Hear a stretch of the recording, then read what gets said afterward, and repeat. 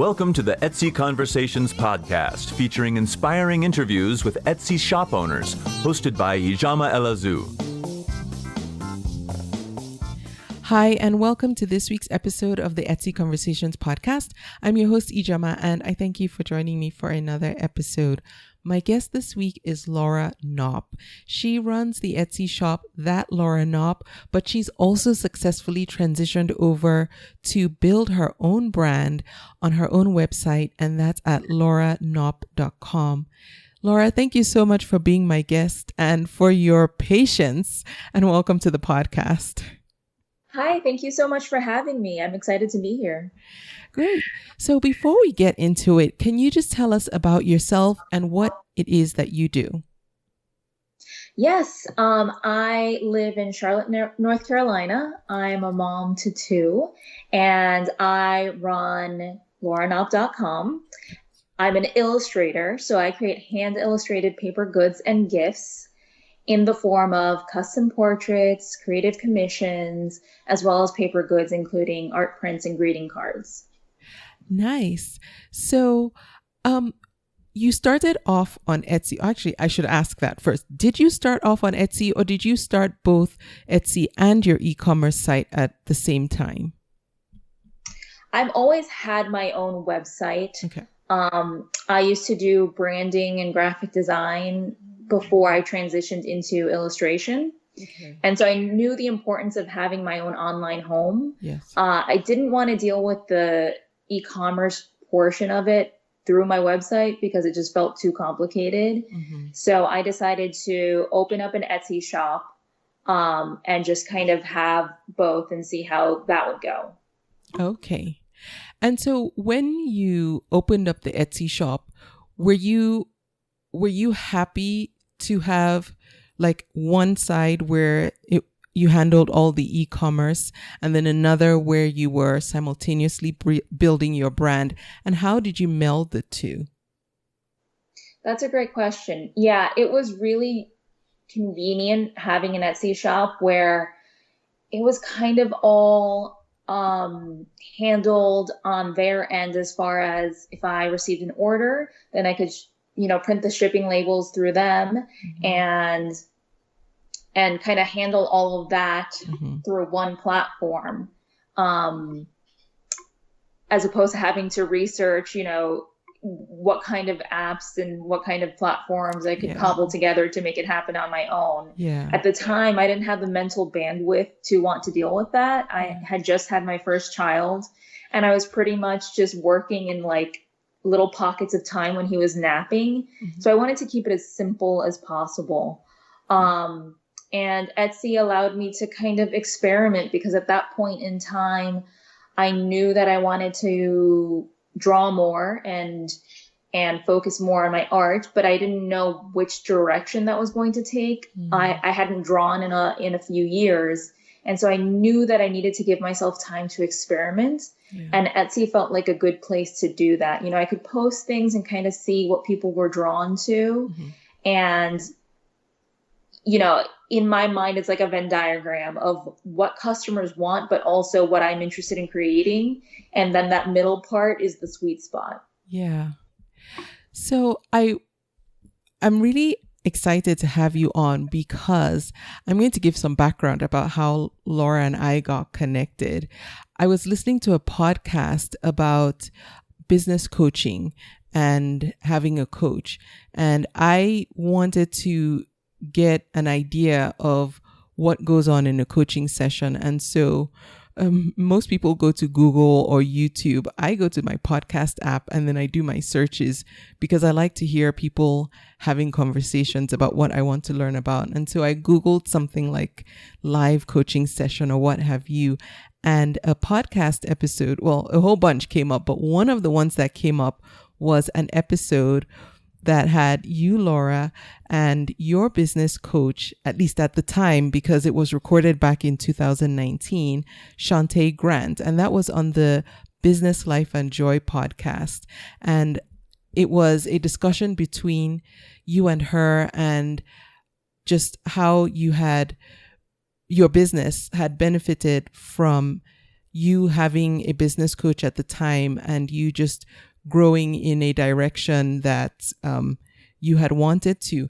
And so I really want us to talk about to start the conversation, how you knew at the time that you were ready for business coaching and how you went about selecting the right coach for you.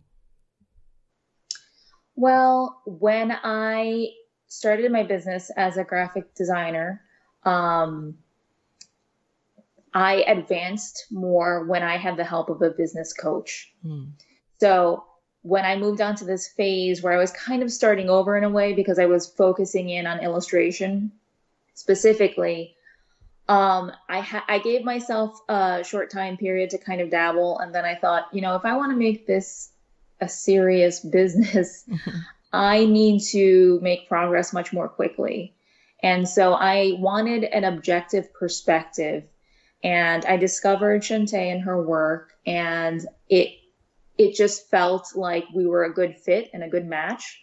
And when I started working with her, she was able to provide that objective opinion that I was looking for. She was able to, look at what I was working on and say, yes, yes, no, no. And I was able to move more quickly through my business growth and my creative processes because I had someone sitting on my shoulder, looking over my shoulder rather, and saying, let's try it this way or let's tweak it this way. And that was incredibly valuable to me. How did it feel like initially? Because as creatives, we're very tied to what we create and what we produce. Was it hard for you to hear things that might not have aligned with maybe where intuitively you wanted to go as a creative, or did you brace yourself to be ready to hear things that you might not have otherwise told yourself?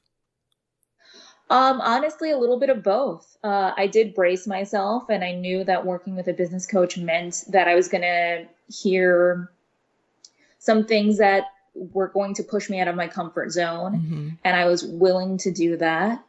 And then there were moments where, there was a recommendation, but I really needed to listen to my own creative voice at the same time. So it was always a matter of kind of deciding what direction to go in based on what my gut was telling me. Yeah. Yes. And I feel like that is something that somebody else listening now who might be maybe being coached right now or considering it is facing or might face is, knowing when to stick with your own intuition and when to what's the word I'm looking for? Like take in the outside input that might just be the push that you need to grow out, beyond the boundaries that you've already created for yourself. Yeah, absolutely. And I think that if you take on the perspective that there's no wrong answer, so long as you are able to learn and grow from your experience, then that will help you move forward in a way that feels productive.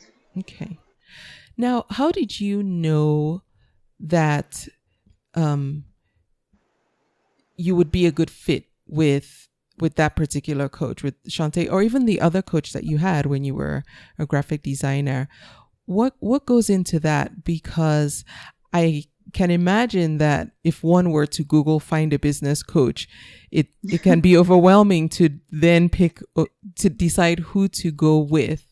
How would you advise someone listening who feels they're ready for coaching to go about finding a coach and connecting with the right coach for them?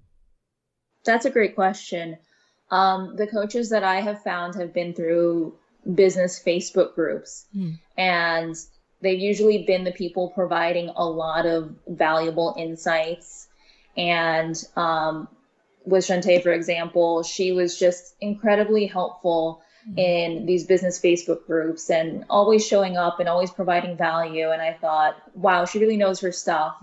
And she had a podcast, and I started listening to that and kind of just absorbing all of the free content that she was putting out. And it just really felt like she aligned with the type of coach that I was looking for.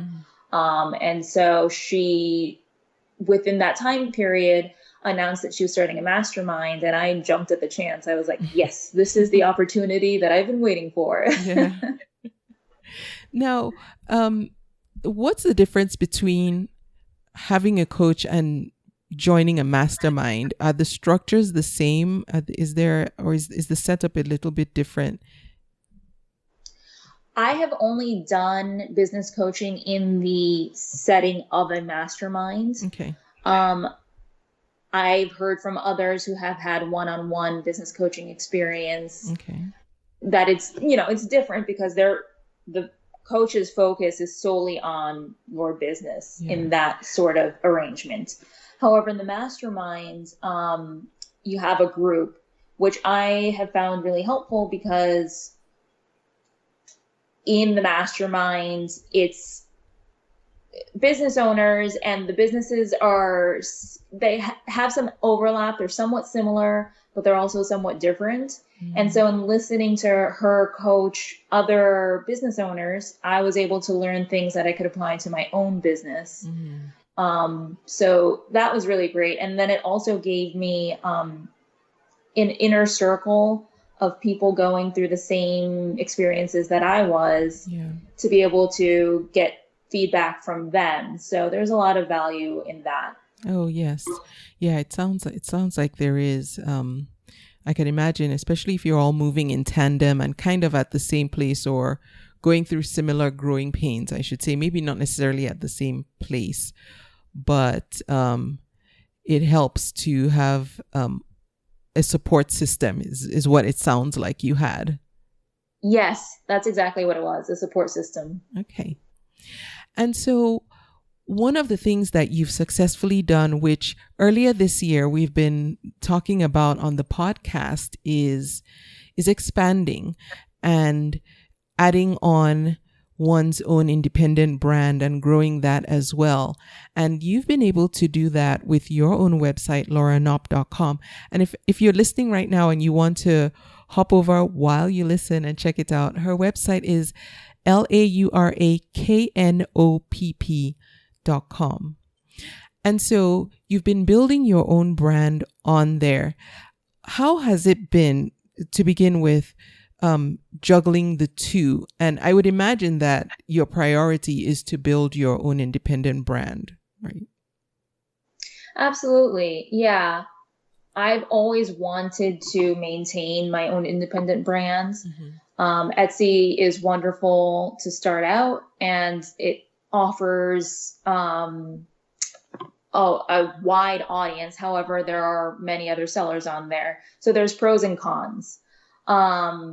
So as far as building the brand, I always knew that if I gave myself Etsy as a platform to start out with, that I would slowly build my brand in the background over time without feeling the pressure to, get it done all at once, because I didn't have anything. I had Etsy to fall back on. So that was really nice. But over time, I figured out, what platform worked for me and what systems I wanted to use as far as e-commerce and handling, nitty gritty things like sales taxes and things like that. Yeah. And it was a really great way of building things slowly. Yeah. And when it comes down to the nuts and bolts of it, have you been the one who has been working on your website on your own, or is that something that you've outsourced? No, I've done it completely on my own. The design, the writing, everything. I'm pretty DIY and I enjoy that sort of thing. So I knew that I wanted to have my hands in that. And at some point in the future, I can see myself bringing on some help in terms of design and copywriting. Yeah. I think there's a lot of value in getting a perspective from somebody who does it professionally Yeah. and can give you their objective opinion. But for now, I knew that I wanted to do it myself. And it also gave me an understanding of, how to write an about page, how to create a landing page, and all of those things so that when I do hire out, I can communicate more effectively. Yeah. So for someone who is starting, who's at the beginning of that journey, what should that person's priorities be? Should it be, well, I know traffic is a big thing, because when you have your own website, you need to learn how to and figure out how to drive traffic to it and whatnot. But in addition to that, from your own hands-on experience, how would you tell someone listening now to prioritize building their own website or their brand? What should they, try and hit on first, and then next, and so on? Well, from trial and error, I would say the best thing to do is to think strategically about your brand and what you're selling and what you have to offer, and other businesses that are similar that you can potentially partner with and introduce your items, services, products to their audience in a way that would be of value to them. That's, if I could give advice to my younger self of the past few years, that's something that I would have really focused on to build my own brand. That's brand collaboration? Yes. Oh, okay. And so when you mention brand collaboration, is that the first thing I think about is in connection with, say, Instagram, finding someone who is in your niche, but maybe has a larger audience that they can introduce your brand to. Is that what you mean by that? Yes, definitely. Like if you sell kids' toys, you might want to partner with someone who sells kids' clothing. It's a similar audience. Yeah. Right. Okay, so find some crossover and then work together. Yes. Okay. So one of the things that you did when you started off was you still do the hand illustrated paper goods and gifts, but you've transitioned into a flagship product now that you're focusing on. What brought about the new focus, and can you tell us a bit more about what that is? So my new product, which I'm really excited about, is called Color Clock, and it is a digital coloring kit to take you from burned out to blissful in as little as 10 minutes. And I designed it specifically for moms as a self-care tool. The idea came to me in the spring of this year when we were quarantining and had the kids home all day long, and it was stressful. It's a lot. Just a bit. Yeah.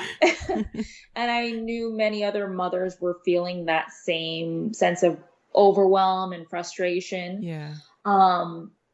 And so stress management became like a top priority. I was like, I can't go through my day feeling this way. I need to have some sort of outlet. And so for me, that has always been art. And my favorite part of creating art is once I've created a drawing and I get to move into the coloring phase where I just sit down and add color to it. Mm-hmm. It's such a meditative experience for me, and it soothes me and calms me. And then I thought, well, why don't I create this experience for other mothers through coloring books? Mm-hmm. So I compiled my original illustrations into a digital coloring book. But I wanted it to be more than that. I wanted it to be a creative haven for moms. So moms, we take care of everyone else, and then we end up at the end of that priority list, right? Yep. So I wanted to give mothers permission to take time for themselves and take care of themselves and have this creative outlet. So in my coloring book kit, I have a few items which are really exciting.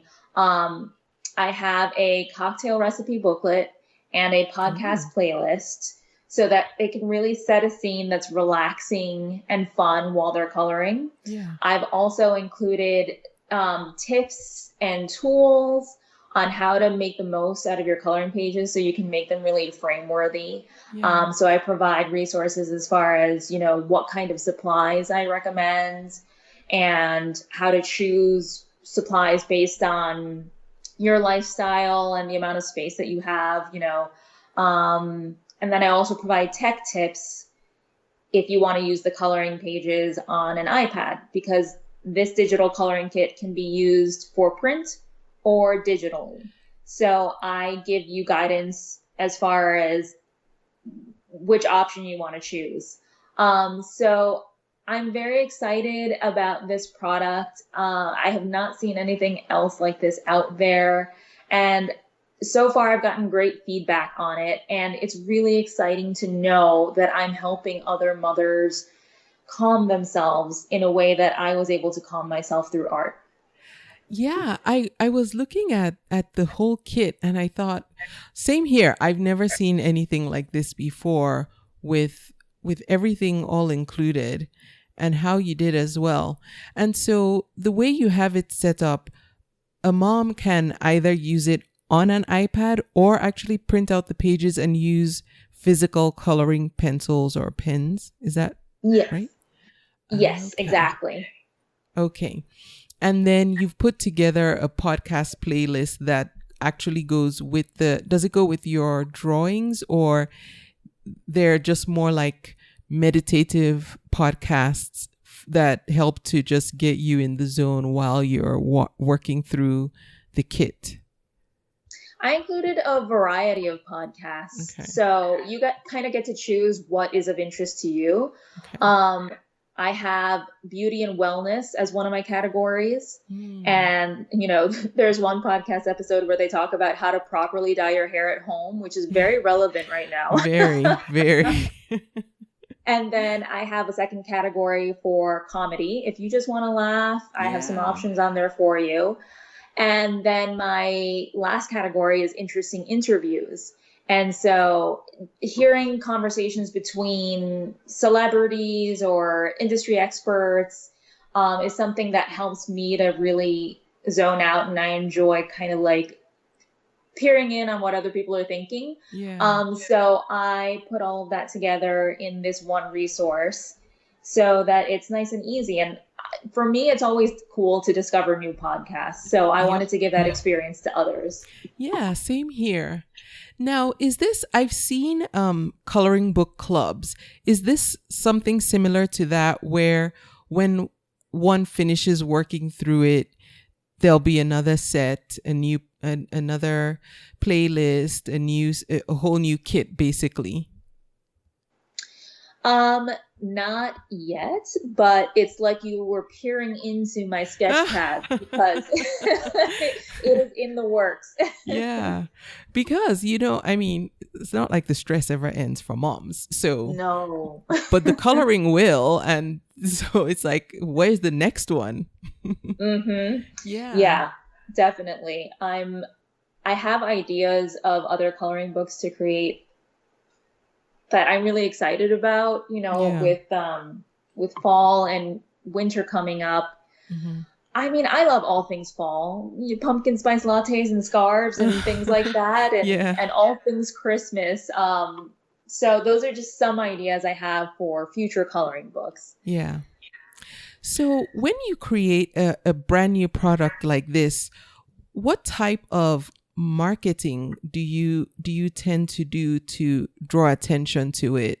Because this isn't the kind of thing that you could offer on Etsy. I would imagine, because it's a bit too intricate for the platform. Well, the way the platform is set up. So, what kind of marketing goes into promoting a new product like this, and what can someone who's listening now too, who might have a new product on their own website, expect to have to do in order to generate buzz for their product? Yeah, that's a great question. I started talking about my idea for a coloring book through my Instagram and Facebook pages and kind of getting people, taking their temperature and seeing if that's something they would be interested in. Okay. And when I got some positive feedback, I started kind of giving them sneak peeks at what I was creating, letting them know that this was coming, this was on the way. And it was working because I was getting DMs from people like, oh, I'm so excited about this. I love coloring books. And that in turn made me excited to, finish creating the product. Yeah. And there was an element of mystery because I knew that I was going to create something different, something more than a coloring book. So I was letting people know and kind of weaving that mystery in, like, oh, this is going to be more than a coloring book. It's a self-care tool. This is going to really help you calm down. And people were like, oh, what could it be? And using those interactive tools that Instagram provides, like the polls and the question and answers, were a really cool, fun, and effective marketing tool to use. I mean, we have this ability to connect with our audience directly, so why not do it? Exactly. And I had sent a few copies to fellow business owners that were my ideal clients. They were moms, they were stressed out, they were at home with kids all the time. So I wanted to get their feedback before I put it out into the world. And they helped to promote it once I launched it because they knew the value of it. Yeah. So that was really helpful. And as I continue to spread the word about Color O'Clock, I want to put myself out there in terms of pitching myself to podcasts like this one. Yeah. And although you came to me, but that just worked out so beautifully. Yes. But I want to continue putting myself out there because I know that this is going to help a lot of women. And marketing is something that creatives tend to think of as an afterthought. And I've been guilty of that myself, like you're so excited about the thing that you're creating. Yes. And then you get to the marketing and it's like, oh, let me just post it once and then see if I get anything. And then nothing happens because people need to see something, 7 times before they consider purchasing it.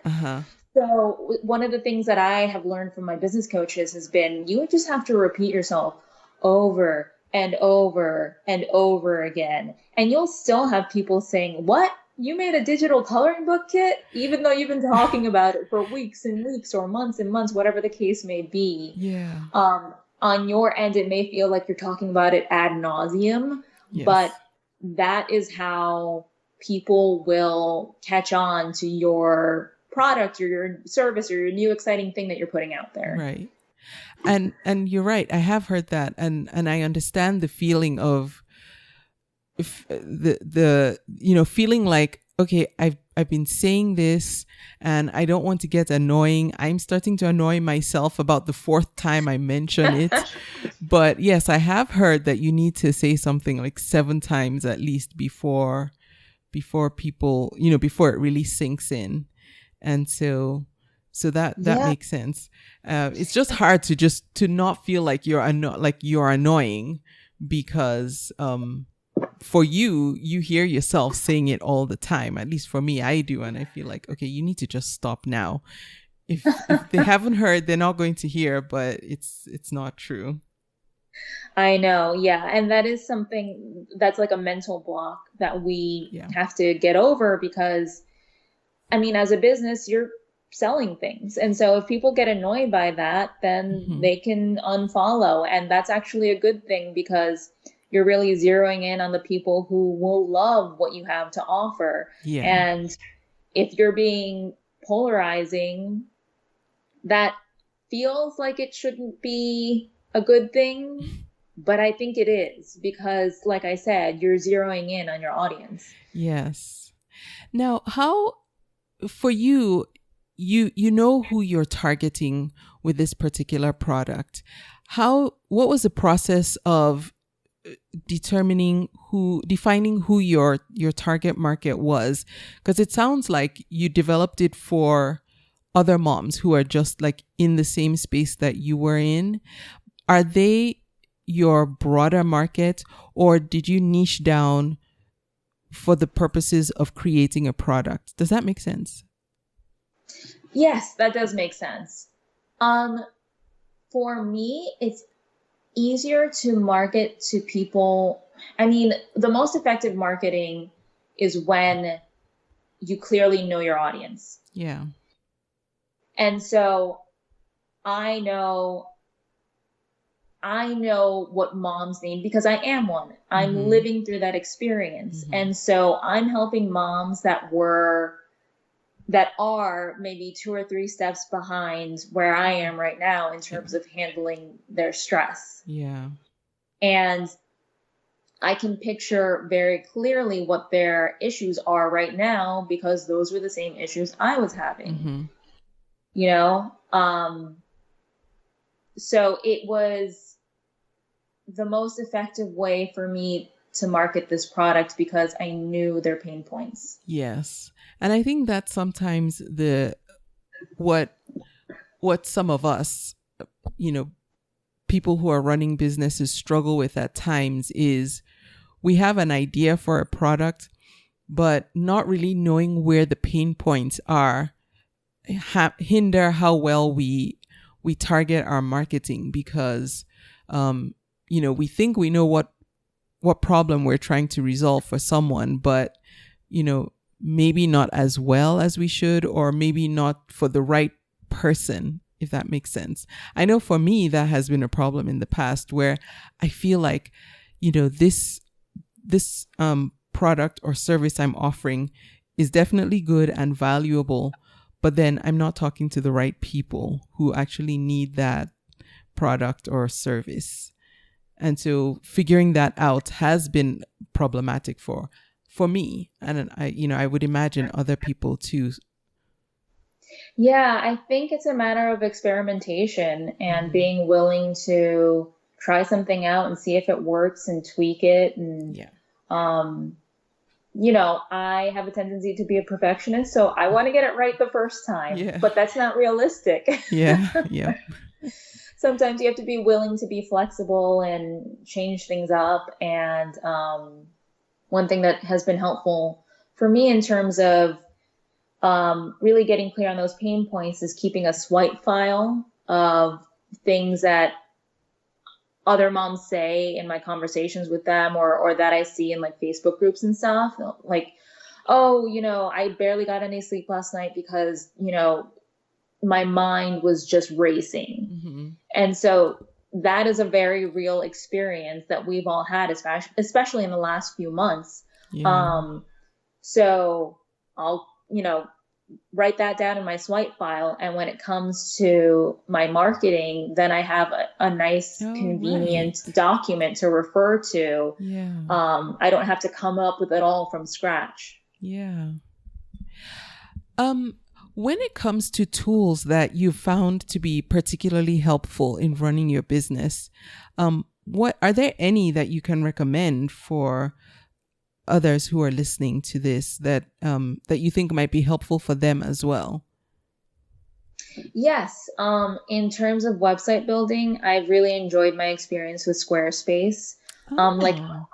Like any platform, there are pros and cons to using it, but I really like the ease of designing your own website through their platform. And you can customize things if you're willing to get in there and add CSS and things like that. In terms of e-commerce, I have actually added the Shopify Buy Button to my website. It's $9 a month, so it's very reasonable. And I like it because they have a very professional looking interface for your customers. And they also handle the nitty gritty things like sales tax. That's something that I discovered that the Squarespace platform doesn't do. You have to actually calculate your state sales tax yourself and input it. And in the state of North Carolina, there are more than 300 different sales tax codes. Yeah, it's like California. And oh, yeah. Yeah. So I was like, no, I'm not spending half of my time researching sales tax codes. So that was one of the selling points of the Shopify Buy Button for me. And I've heard wonderful things about their platform in general. So I figured that was a good way to dip my toe into the Shopify experience while maintaining my Squarespace website, which I just enjoy using it. And yeah. So that's actually something that's new to me, because I always just assumed Shopify was the whole website package.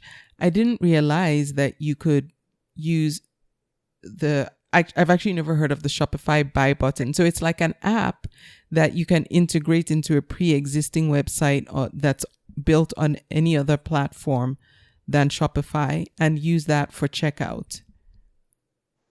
Well, yes, you can start a Shopify account and get the buy button, and they will give you code to actually put on your site. Oh, okay. So you can add products to your Shopify interface and generate a code with a link and add that to the buttons on your website. So it's super easy. Oh, okay. So when someone buys something and then goes to checkout, it's all on your website, but using Shopify at the back end. Yes. Oh, okay. And they give you the option of how you want it to look for your customer. You can either have a dialog window pop up, or you can have it go directly to the cart. They give you some versatility there. And it's nice because they also show your customer, say you are selling multiple items. Say you're selling scarves and you have 20 in stock. They give you a nice little drop down button where your customer can choose what they want and what color. And it just makes it super easy for your customer. Nice. Yeah. Oh, nice. Good to know. So I will find a link to the Shopify Buy Button, or maybe just Shopify. And then if you're interested in learning more about how to integrate that into your own pre-existing website, for someone who's listening that already has a website but wants to start selling on it, I'll put that in the notes for this episode so that you can check that out. I have heard that Squarespace is so easy. I started off with WordPress, which, had I known how much I would have to learn technically, I would have just gone with Squarespace. But now I feel like, okay, now I'm entrenched, so I have to keep forging ahead. Yeah, that's the thing.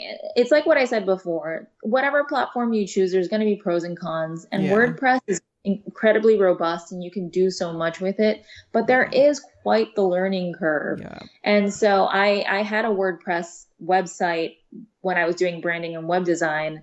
And when I moved into illustration, like I said, I had just had my first child. I wanted to keep things simple.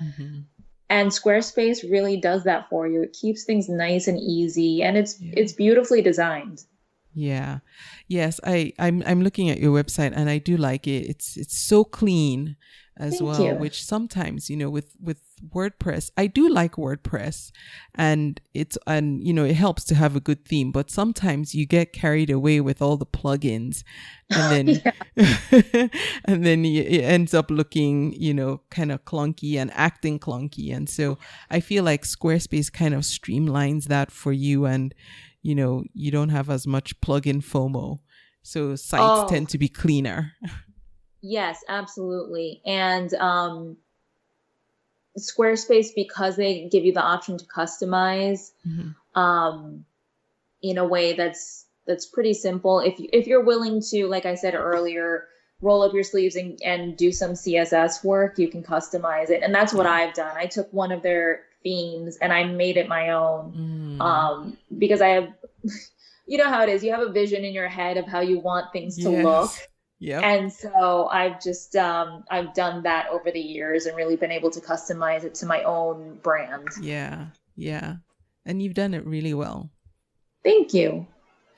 So to wrap up, for somebody who's listening, who is where you were a year ago and wants to, a year from now, experience, significant or maybe even just moderate growth, not be static, basically, what parting advice would you give to that person to help them move the needle, even just a little bit, just so that a year from now, they don't feel like they're in the same place and just wheels are spinning and going nowhere? I would consider some form of a mastermind or a business coach. And it could be as simple as reaching out to a few of your business friends and putting something together on your own. Yeah. Or, doing something a little bit more formal that's created by somebody that is a business coach. But having objective opinions about your business is incredibly helpful because we all have blind spots, Yeah. It's impossible when you're working by yourself to, wear all the hats and do it perfectly. Yes. So it's really helpful to put your head together with somebody else or a group of people and figure out what the best next step is. Yeah. And it'll help you move faster than if you work by yourself. Yes. And thank you for sharing that. And for anyone who's feeling like, okay, you don't want to be tied down, you don't have to stay with your coach forever, right? Exactly. Yes. I think there are phases in your business where it makes sense to have a coach. And then there are phases where it makes sense to do things on your own. And I've done it both ways. And I will probably continue to have years where I work with a coach and years where I don't, because there's benefits to doing it both ways. Yeah. And if you just want to fly solo, that allows you to rely on your intuition and listening to those gut instincts. So I think it's good to have a mix. Okay. Now, Laura, what's the best way people can, first, one, get their hands on Color O'Clock, and two, connect with you if they want to carry on this conversation? Sure. You can go to lauraknopp.com, and Color O'Clock is available there. If you want to go to Color O'Clock specifically, you can go to lauraknopp.com/color-o'clock. But if you go to my homepage, you'll see a banner at the top and you'll be able to click on that and be led there. Yes. And then I hang out on Instagram quite a bit. I'm at that Laura Knopp. And I'm always sharing my drawings and things like that there. So that's a good place. Yeah. I always am envious of people who have like you that can do a drawing, even if you don't draw it that day, but share like a drawing a day. Cause I'm like, there's nothing I do every day that I can share every day on social media. So accounts like yours are the exciting ones where it's like, ooh, what did they draw today? Oh, thank you. And I think one useful thing is to know that you can reuse content. So if there are things that you posted last year that are still very valuable, I mean, you can share those things now. Nobody's going to be like, hey, you shared that October 2019. I mean, I do that with my drawings. If I had all the time in the world, I would create 3 new drawings a day, but I don't. I have kids. So I create new things when I have time. And then I reshare things that I've done in the past few years because it's still bringing people joy and it's still valuable. So yeah. Thank you for that reminder. Because yes, I always feel like, oh, if I do this again, somebody's going to be like, hey, 2 years ago you said that. Why are you saying it again? I mean, if they do, then they're a super fan. That would be great. Laura, thank you so much for taking time to spend with me. I'm glad that we got to talk about what it's like to be coached and the benefits that you got from it, just so that someone listening who might be considering it has a better idea about what to expect and what it entails. And it's so nice to talk with a seller who has been able to successfully grow, a brand from Etsy, but, still also have that going on, but also be successful standing on your own. Because I think at the end of the day, that is our goal to, for our brands to be independently recognized. We appreciate Etsy for the platform that it is and what it offers us, but as individuals, we do want to stand out. So I'm glad I got to talk to you and hear about your journey and just see how you're doing it well, and hopefully inspire other people who are aspiring to get there too. So thank you for sharing. Oh, you are so welcome. I appreciate you having me here. You are welcome. And I thank you for listening to the podcast. I will be back with another episode next week. If you would like to connect with me, you can do that on Instagram. Right now, that's where I'm most socially available. And that's at Convo Me Podcast. And I will see you next week. Thank you for listening. You can subscribe to the podcast in iTunes, and while you're there, please leave a review too. Visit convome.com to leave a comment or feedback on this episode.